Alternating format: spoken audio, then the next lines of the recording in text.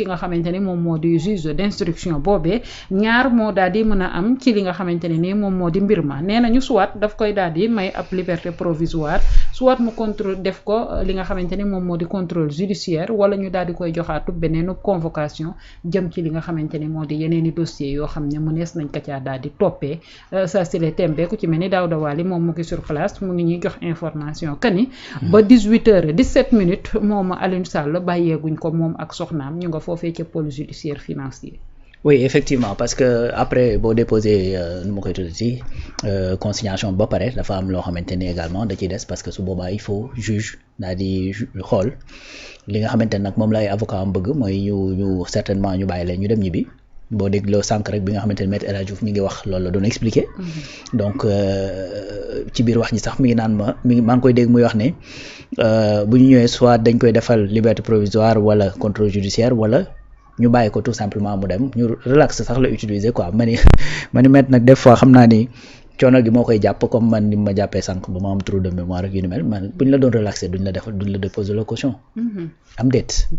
voilà ku leen demal nga déposer ci caution xam nga ni kooku du la relaxer en vérité donc boo ñëwee li mu mën a def mooy comme li mu wax liberté provisoire wala mu dóor la li nga xamante ni moom mooy contrôle judiciaire certainement nag xëy na liy guddal loolu mooy peut-être que le juge est assez ouvert d'esprit ñu nekk di négocier di waxtaan naka la ñuy mën a def avocat yi di wax lii kële di wax lale et cetera mais du génn yooyu donc soit effectivement dañ koy parce que le juge a déjà accepté li nga xamante ni moom mooy caution bi d'ailleurs moom moo leen signeel li nga xamante ni moom mooy document bi leen mën a permettre ñu dem fële ca caisse de dépôt et de consignation pour mën faa déposer koppar yi donc il faut on va attendre li xam naa ne du ñàkk ne fii ak ñuy pare plateau dinañ am la bonne information ci finalement nan la mujjee ci ak le juge ndax liberté provisoire la wala contrôle judiciaire la bon jàpp naa ne nag comme ni nga ko junjee y a d'autres dossiers effectivement et puis des dossiers yoo xamante ni ñoo gën a ëlëm xelu Sénégalais yi te man jàpp naa loolu dañoo war a dox jëm ci n'est-ce pas xëy na bii nag tàmbali la xëy na du ñàkk également ñu notifier ko d'autres choses ak yu ni mel mais concernant ce dossier actuellement li juge bi def mooy li wax ko ay inculpation am lan lañ koy toppee mu xam ne lii la ñu teg ci ay ndoddam également dóor ko contrôle judiciaire wala liberté provisoire par extension comme j'ai dit c'est-à-dire il y a d'autres choses yoo xamante ni d'autres questions yoo xamante ni ñoo gën a ëlëm les Sénégalais surtout dossier bi nga xamante ni mooy dossier Petro-Tim surtout ce dossier même le dossier de CDC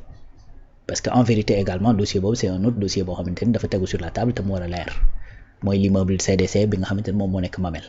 il faut qu'on sache exactement qu'est-ce qui s'est passé la moo tax chantier bi jeexul boobu ba tey pourquoi ñu téye le directeur de CERTEM bi ñu ko téye ban relation la am ak ki nga xamante ni moom mooy Aliou Sall ndax dafa am nébuleux ou amul nébuleux qu'est-ce qui se passe réellement sur ce dossier parce qu'on parle quand même de 38 milliards n'est-ce pas yoo xamante ni dañ ne les 13 milliards CDC moo ko waroon jël en charge donc est-ce que CDC dugal na l'ensemble des 13 milliards est-ce que daf ci avancé dara il faut qu'on sache encore une fois le dossier Petro-Tim également il faut qu'on sache parce que mënuñoo jël sunu pétrole bi ak plutôt gaz bi sax parce que moom la gën a concerné jox ko koo xamante ni xamul nii gaz xamul nii pétrole amul ci expertise amul xaalis bu ko mën a exploiter ñu tere la ne la bul ko jox ci benn rapport de présentation boo xamante ne nee nañ la waaji waroo koo jox loolu nga braver loolu yëpp jox ko le dossier mu jëlaa ko demaat jaay kii lii jaay kële la lee et cetera donc loolu également il faut que ça soit clair il faut mu leer ci bopp Sénégalais yi un dossier boo xamante ne tey li ñuy wax ci société bi maanaam société ba nga nekk filiale baa njëkk a juddu société ba mu nekk filiale entre Petro Asia ak li nga xamante ne moom mooy Petro-Tim là également il faut que ça soit clair dans la tête des Sénégalais ndax effectivement finalement waa ji moo ñu war a baal li ñu ko doon wax wala effectivement réellement dafa amel tous les Sénégalais 400 000 et tout donc loolu aussi il faut que mu leer donc pour man yooyu sax ñoo gën a ëlëm xelu Sénégalais parce que bii loo xamante ne la ku bett ñëpp la mais ñàkk soupçon moom soupçon la sentif également sentif la bu gisee loo xamante ne jàpp nañ dafa am soupçon bu ci nekk day jël dossier yi jébbal ko comme ko war a jébbal koo ko éclaircir parce que encore une fois sentif du juridiction du loo xamante ni ci justice la bokk c'est-à-dire kuréel la goo xamante ne day saytu bu gisee lu ko jaaxal da koy yóbbu ci justice pour que justice mën ko creuser approfondir ko xam exactement qui est responsable de quoi donc encore une fois on va attendre fii ak ci kanam pour xool ndax finalement contrôle judiciaire lay doon ou bien dafay nekk li nga xamante ni moom mooy liberté provisoire pour nu mu koy tuddati kii di Alioune Sall ak soxnaam wala tout simplement dañ leen di séparer li ñu leen di def selon seen degré de responsabilité bi nga xamante ni juge bi gis na ko voilà parce que peut-être que mën nañoo bañ a tolloo nag ay responsabilité ci li nga xamante ni moom moo xew mook soxnaam. d'autant plus que moom maître El Hadji Diouf wax na ni soxna si benn 1% rek la daal di gérer woon ci li nga xamante ni moom moo di société boobee. man sama question dafay daal di ñëw ma daal di koy gën a pousser jëm ci li nga xamante ni moom moo di caution bi ni ñu koy daal di defee dañuy daal di ñëw daal di consigner à hauteur de 240 millions nga daal di koy génnee daal di koy consigner et que pendant ce temps li nga xamante ni moom moo ko war a saytu muy OFNAC ñoo ngi fi li nga xamante ni sax moom moo di appel à candidature ñoom daal di nañu koy door ak réforme yi nga xamante ni woote nañ ko ci booba ak léegi Alaaji Rawaan ci réew mu mel ni Sénégal nga nekk un fonctionnaire ñu tudd la ci li nga xamante ni moo di détournement de deniers publics tudd la ci ay faute de gestion yoo xamante ni def nga ko nga ñëw pôle judiciaire financier convoqué la nga daal di génnee milliards wala nga génnee 2 milliards wala 240 millions et que cautionné daal di dem est-ce que koppar googu noonu ci réew mu mel ni Sénégal waruñu ko vérifier xool li nga xamante ni moom moo di provenance bi. oui bien sûr et puis loolu sax souvent ñu rappelé ko fii tu te rappelles am na benn jour Waly Diouf Bodian def benn sortie di wax ci lu mel noonu mu ne ñii ñu jàkkaar lool Waly nag moom ku ne xam na ni voilà donc fi mu teg baar bi mu ne ñi ñu jàkkaar lool ñu ci baree bari c'est-à-dire pôle judiciaire mënul ci ñoom dara xam nga parce que en vérité li nga xamante ni moom nga leen mën a toppee mooy enrichissement illicite. bi mu koy wax c'est parce que boobu OFNAC dafa amoon nag wax dëgg yàlla nu mu meloon boobu OFNAC defaguñu réforme bi mais tey def nañ OFNAC réforme léegi OFNAC réforme bii ñu ci def en vérité pour inquiétude bii nga am la inquiétude bii nga am moo tax ñu def réforme bi nga xamante ni moom moo nekk ci OFNAC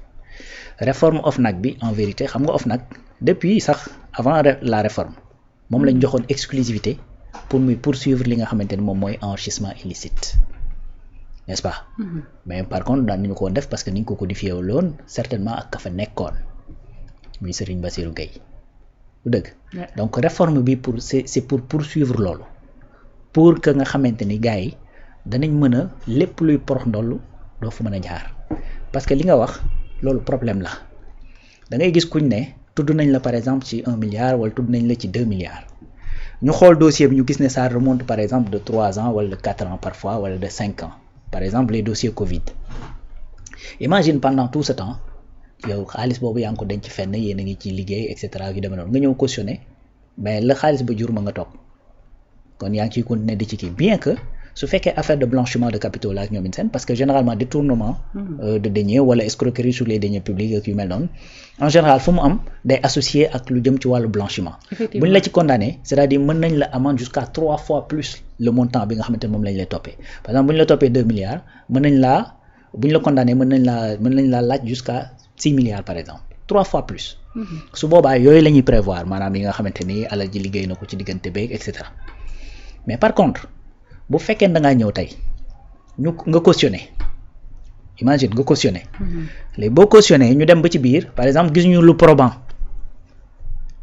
parce que le juge d'instruction dafay instruire à charge et à décharge gisul lu probant mais loolu mën na laa bañ a tax a rëcc di wala même mu gis sax lu probant et tout ça c'est-à-dire après OFNAC mën na jóg ne la ok sa waay gis nañ ni da ngaa cautionné li nga cautionné laa bëgg a xam nga pour ñëw nga justifier ko bu ko defee su boobaa enrichissement illicite boobu ñuy wax mën naa ñëw taxaw de ce fait yow waa ji bu fekkee dañ lay topp ci lu jëm ci wàllu deniers publics c'est-à-dire pour nga am échappatoire dootul yombati mais nag il faut rappeler une chose aussi Binta c'est-à-dire souvent c'est les deniers publics moom moo ñuy préoccupé mais mën nañ laa topp sax ci lu nekkul ci deniers publics parce que enrichissement illicite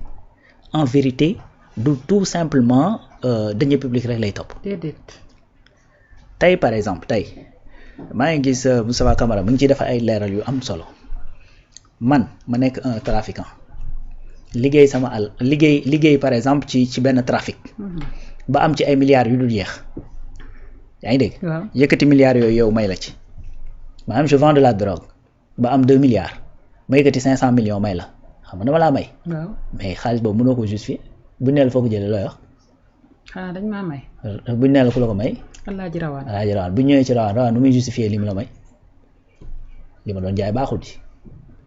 n'est-ce pas donc y a problème. parce que selon la loi sénégalaise c'est que alal joo am dafa war a am liggéey dafa am lu ko war a dafa war a am origine licite boo xamante ne moom moo ko war a prouver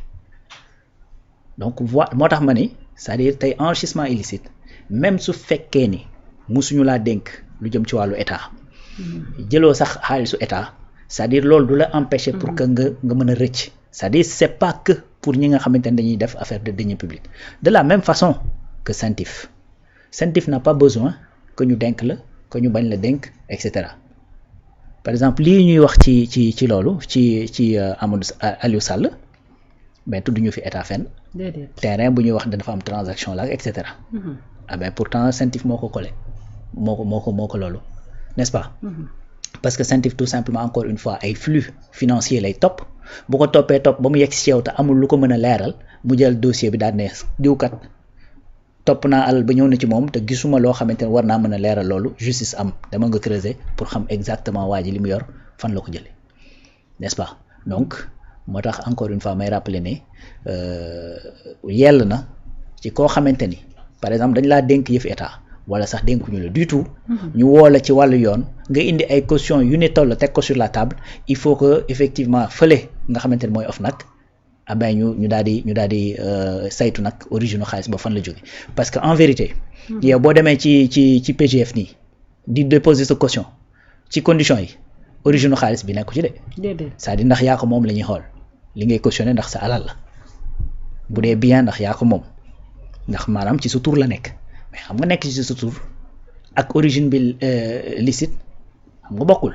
voilà su boobaa nag même bu nekkoon sa tur nga génne ko ci sa compte bancaire ñëw teg sur la table bu boobaa tey kii war naa mën a jóg nag daan ne la foo ko jëlee tey bu ñu nee Tahirou Sarr dañ ne nii mu génne chèque certifié de 11 milliards mais 11 milliards on a des raisons de se poser des questions ban liggéey moo ko permettre mu mën a am 11 milliards xobet dans son compte liquide loo xamante ni boo demee daar fekk ko chèque certifié c'est-à-dire chèque certifié pour rappel man su ma la joxee chèque certifié xaalis bi nekk ci sama compte man mi moom compte bi amatuma droit laal xaalis bi pendant 8 jours man mi moom compte bi c'est-à-dire pour ñu mën la defal chèque certifié il faut que l'argent soit disponible sur le compte et que ñu jox ki ko war a récupérer 8 jours pour mu war ko mën récupérer man ci sama bopp mënuma ko jël parce que loolu c'est pour sécuriser l'argent balaa ma lay jox chèque bi ba pare di retirer waat xaalis bi donc loolu mooy chèque certifié ce qui veut dire que ba ñuy joxe chèque bi c'est-à-dire les 11 milliards étaient disponibles dans le compte je pense que nag su boobaa ci réew mu mel ni Sénégal très bien léegi c'est pas au PGF de te demander fan la 11 milliards yi jóge su boobaa day xool sa compte la sa xaalis la yaa ko ci dugal et cetera ok d'accord mën nañ ko accepter comme caution ou mën ñu ko accepter comme caution su boobaa nag OFNAC jóg ne la waa sa waay léegi lii ñu gis ci biir compte bi foo ko jëlee ani li koy justifier ani liggéey bi nga xamante ne moom moo war a tegu sur la table ak yu demee noonu de ce fait doo am échappatoire doo mën a rëccee fenn. doy na waar li nga xamante ni moom moo daal di nekk pôle judiciaire financier ak dossier Alioune Sall 240 millions moom la daal di génnee maître El Hadj Diouf nee na dañ kaa daal di compter benn par benn foofee ca caisse de dépôt et de consignation ba mu daal di mot ñu daal di consigner li nga xamante ni moom moo di koppar googee damay daal di des ci dossier boobee waaye ñëw ci beneenu ko fànn muy ay révélation yoo xamante ni moom mi ne ab journaliste la di Bassirou Fofana daal dina koy def ci benn télé de la place xam le ni ki jiite li nga xamante ni moom moo di CENTIF waa joojee c'est un homme politique